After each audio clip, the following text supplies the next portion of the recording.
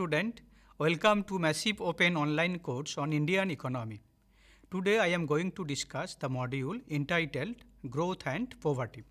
After completing this module, you are able to know the relationship between growth and poverty. It also helpful to understand the impact of economic growth on poverty as well as the trends of economic growth and poverty in India. Here the economic growth is measured by the growth of per capita income, whereas poverty is measured by the head count ratio. The module consists with 5 sections. Section 1 introduces the theme, whereas Section 2 deals with the relationship between economic growth and poverty according to the different theories, different school of thought. Whereas Section 3 describes the trends of economic growth and poverty in India, and Section 4 deals with the impact of economic growth on poverty reduction.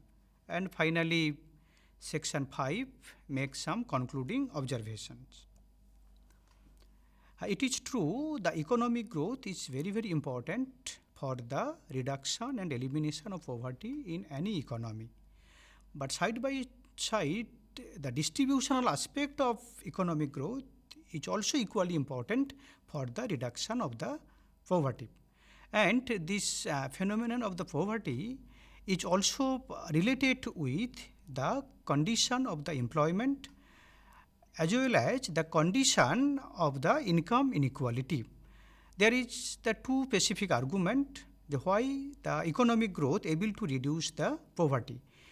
In first case, the poverty can directly share in the increased wealth and income generated by the economic growth, whereas on the other hand, national prosperity led by economic growth can help finance public services, including social protection program that can be particularly effective for the poor and disadvantaged.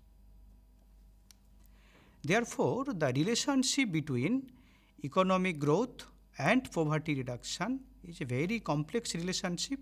Present study or present module is an attempt to analyze the impact of economic growth on the reduction of the poverty.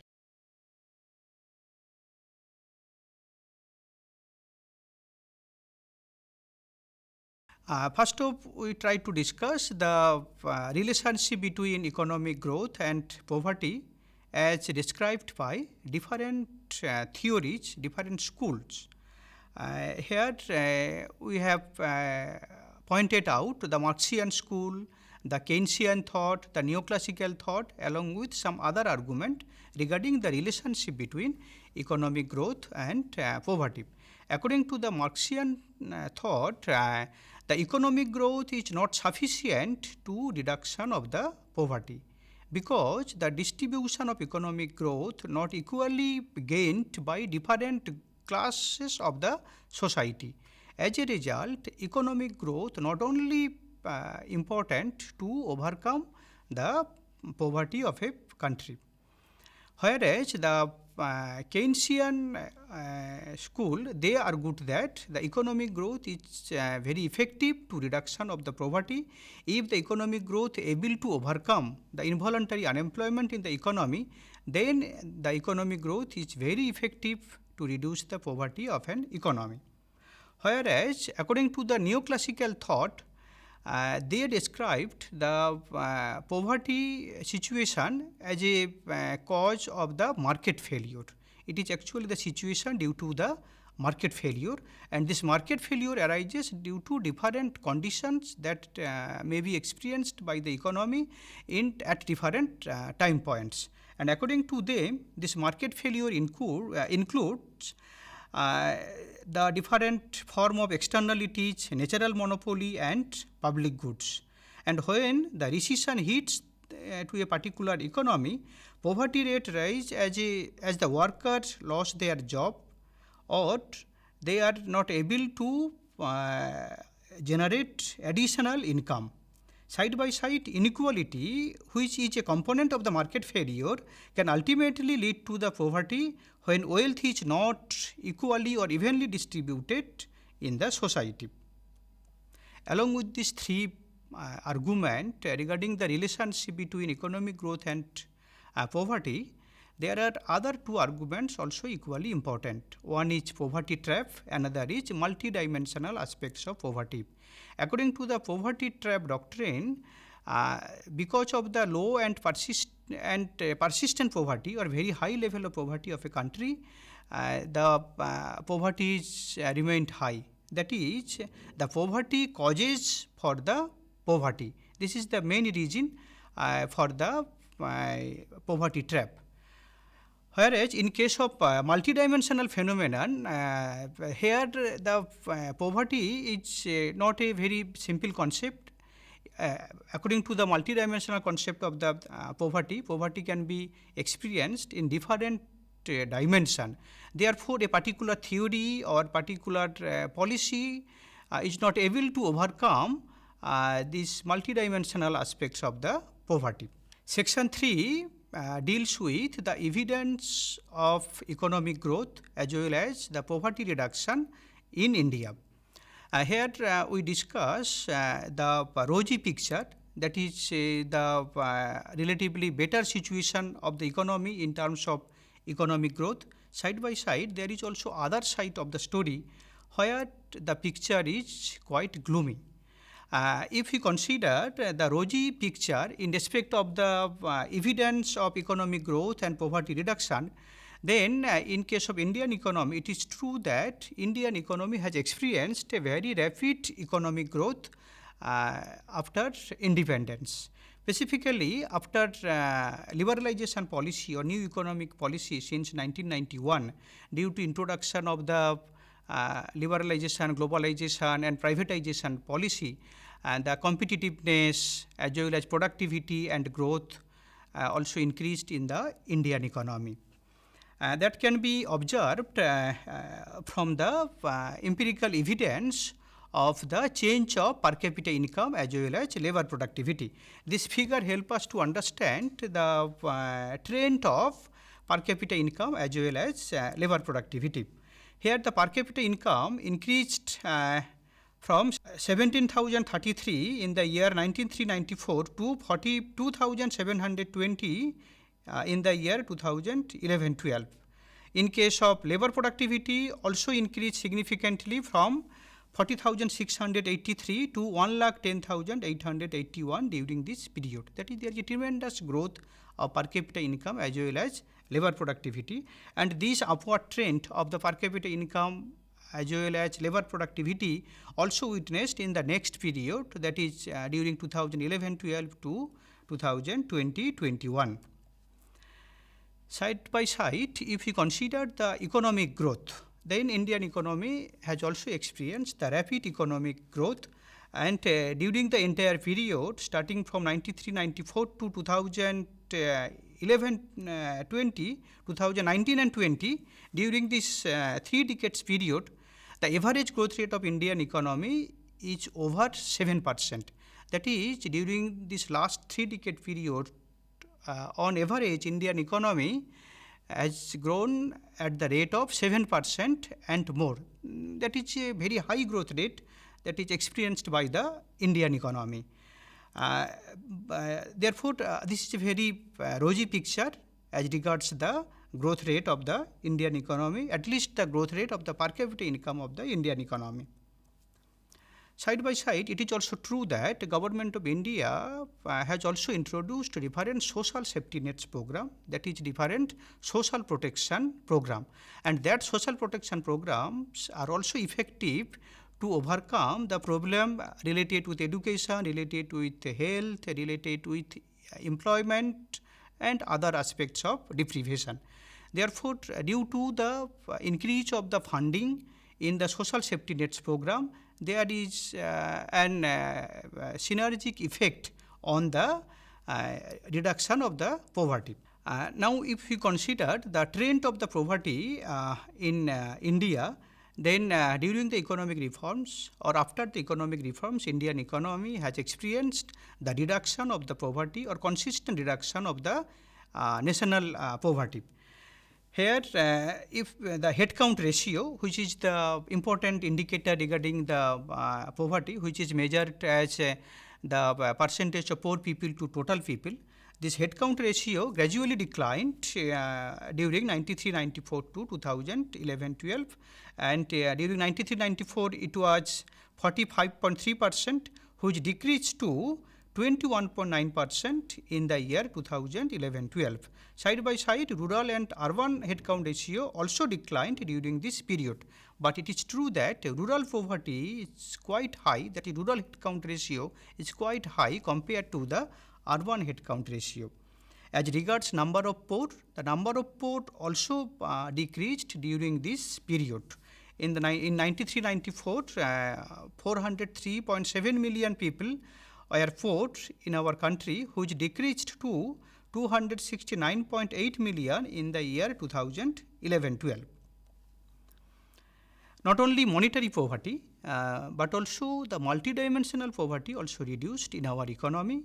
As regards multidimensional poverty, there are three distinct indicators. One is multidimensional headcount ratio, another is multidimensional intensity of the poverty, and the product of these two, that is multidimensional headcount ratio and multidimensional intensity of poverty, is the overall multidimensional poverty index. In India, the multidimensional headcount ratio was 54.9% in the year 2005-06, which decreased to 27.5% in the year 2015 and 16. Whereas the intensity of the multidimensional poverty also decreased from 50.8% in 2005-06 to 43.7% in 2015-16. As a result, the multidimensional poverty index, which is the product of these two, also decreased during this period, and it decreased from 0.279 to 0.119 during 2005-06 to 2015-16. According to the estimation of the United Nations, they have estimated the trend of the multidimensional poverty or reduction of the multidimensional poverty in their Human Development Report. And according to the Human Development Report of 2019, Indian economy has experienced a reduction of the multidimensional poverty at the extent of 271 million people. That is, during 2005-06 to 2015-16, 271 million people out of poverty. That is a very impressive result in respect of the reduction of the poverty. But there is a other side of the story. So far we have discussed that Indian economy have experienced a very high growth rate, as well as there is also the evidence of the reduction of the poverty, both monetary poverty as well as multidimensional poverty. But in the other side of the story, along with the increase of the economic growth and reduction of the overall poverty, there is also a huge increase of the income inequality, because this inequality is very, very important to understand the impact of economic growth and poverty. If there is a situation of the increase of inequality, then the impact of economic growth not effectively distributed among different sections of the society. And in our country, that is India, has experienced very high inequality, and this inequality also increased over time. This is the diagram that helps us to understand the extent of inequality that increased over time. During the 1980s and during the 1990s, 2000 and 2020, the income inequality gradually increased in our country. Here we have considered two indicators. One indicator is the percentage share of income of top 10% people. Another is the percentage share of income occupied by the bottom 50% of the people. As regards the share of top 10% of the people, it gradually increased after 1980. Similarly, the percentage share of income occupied by the bottom 50% people also gradually declined after 1990s. Not only income inequality, rather the wealth inequality also increased in our country. The wealth inequality at the mid of 1995 that was occupied by the top 10% people, nearly 55%. That is, top 10% people occupied 55% of the total wealth in our country, which increased to 65% in 2021. In case of bottom 50% people who occupied nearly 8% of the total wealth, and their share decreased to 6% in the year 2021. That is, there is a huge disparity in respect of the distribution of the wealth. It is true that the Indian economy has also experienced very high growth rate of employment as well as very high growth rate of labor productivity, but the nature of growth is jobless or job loss in nature. If we consider the trend of the growth rate of employment, growth rate of labor productivity and growth rate of output, then from this picture it is clear that over the periods the growth rate of output as well as growth rate of labor productivity are relatively high, but the growth rate of employment is relatively low. Even there are some periods where the growth rate of employment is negative.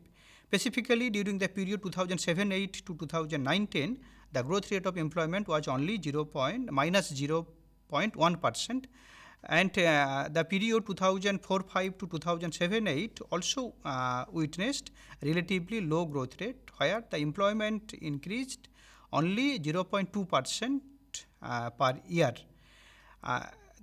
This contrasting feature, that is high growth rate of employment and labor productivity side by side, low growth of employment or without growth of employment, creates the job loss nature of the growth.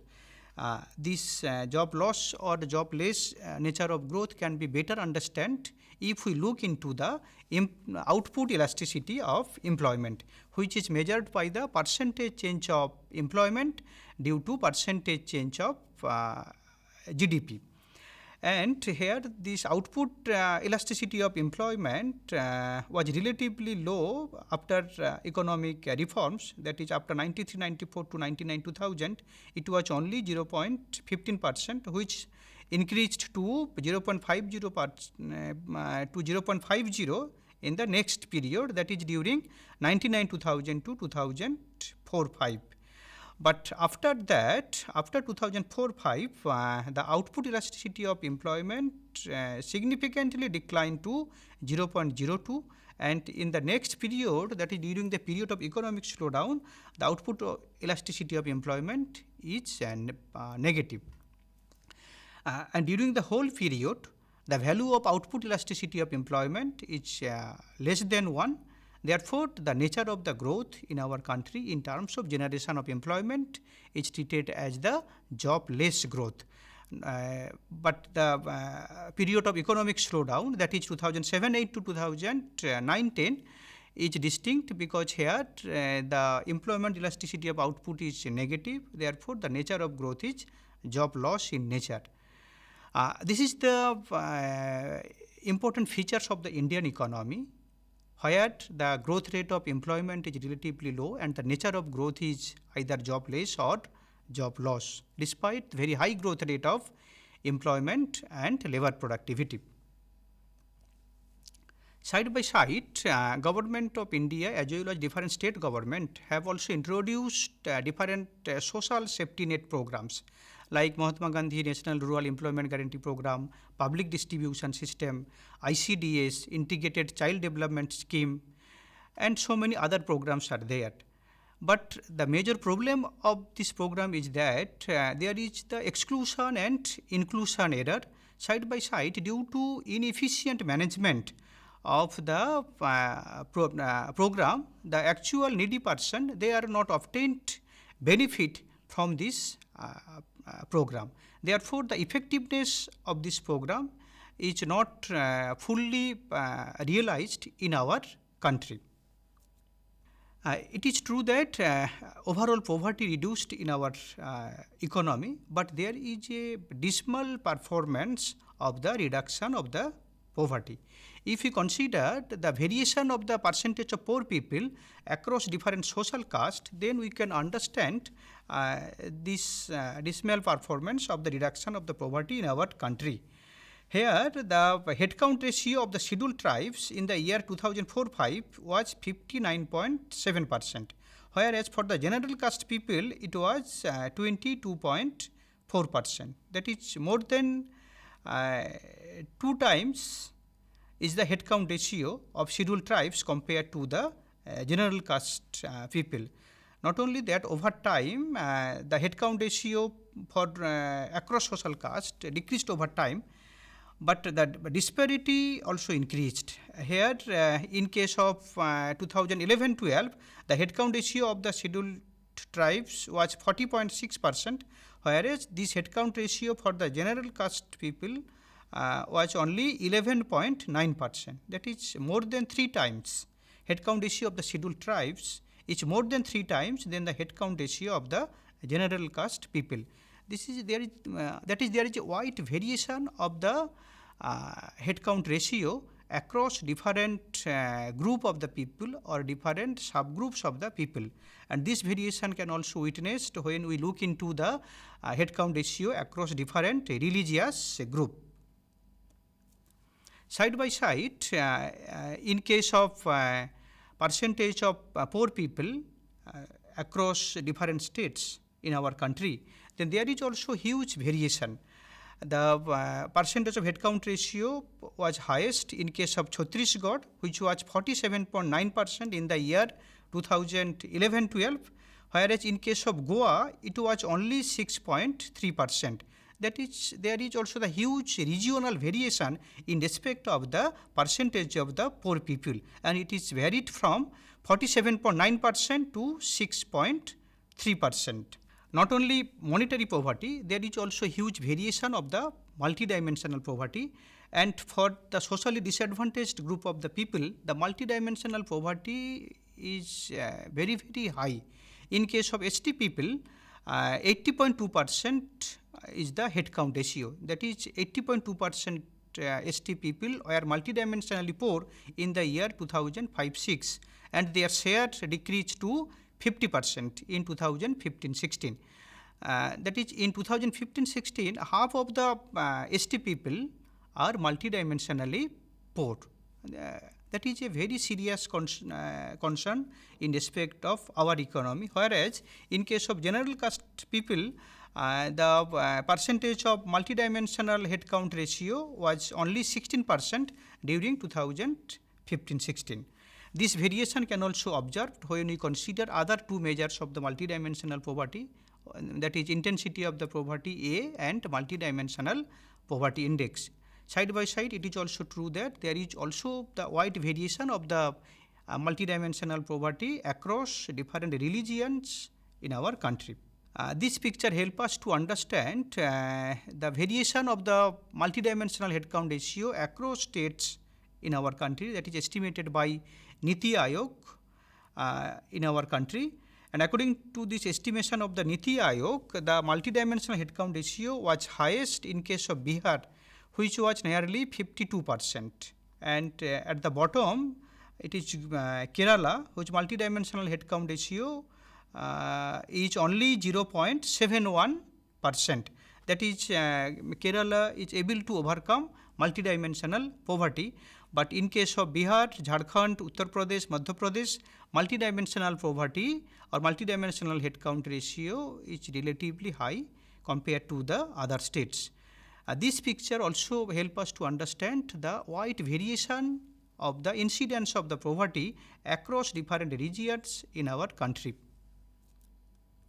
Side by side, Singh also estimated the coefficient of variation to understand the variation of the reduction of the poverty over time. And according to his estimate, the coefficient of variation of number of persons living below poverty line was only 132.53 in the year 1973-74, which increased to 159.72 in 2011 and 12.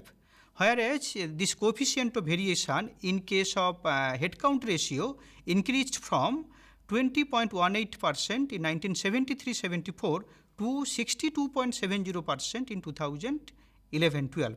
Therefore, he argued that the disparities in the percentage of population living below the poverty line across states and union territories have increased, reflecting the social cost of economic growth. The effect of income on poverty can be understood by an indicator which is measured by seeing and which is called income elasticity of poverty. According to the estimation of the seeing, the income elasticity of the poverty for the different years was less than -2. That is, the income elasticity of poverty in our country, according to the estimation of the seeing, is around -2 during the economic reform or after the economic reforms period. This implies that for 1% increase of income, the headcount ratio decreased by the 2%. But this impact of income on the reduction of the poverty is not witnessed across different social groups as well as across different regions of the country. That is, the growth in our country not trickle down across different social groups in our country as well as across different states of our country. Thank you.